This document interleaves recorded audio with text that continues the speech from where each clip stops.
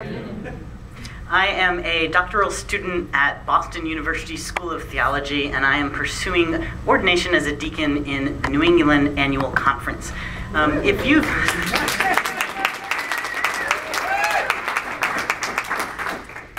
hung around clergy folk enough, you've probably heard that old line about seminary will destroy your faith. I am standing here before you as that interesting person who found faith in seminary. It's true, it's true. I am called to a life of teaching, of service, and I knew that I was going to pursue a PhD in religious studies. But you know, I was raised unchurched. I was raised knowing little to nothing about religion, so I decided that I really needed to immerse myself amongst a people of faith.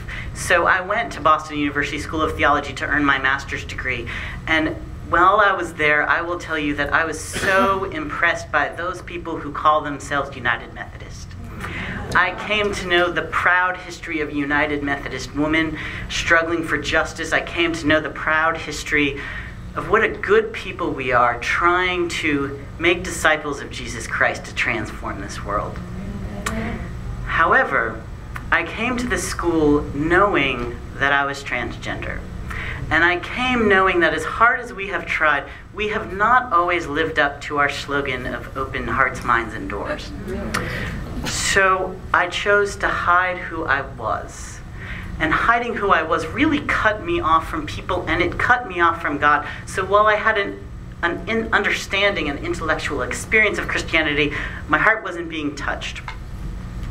After graduation, I flew with a friend to receive medical care that would enable me to finally transition to be the male that I am.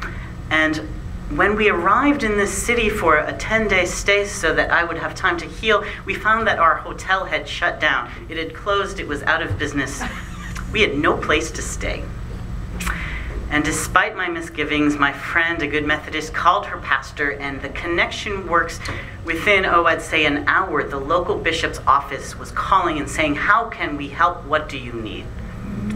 And in that moment, God, the Spirit, transformed my heart. I can't tell you how amazing it is to experience that moment of radical Christian hospitality where the question is not, who are you? What have you done? What is your identity? What is your gender? The question is, how can we help? And that is the tradition and the history of the United Methodist Church. A short time later,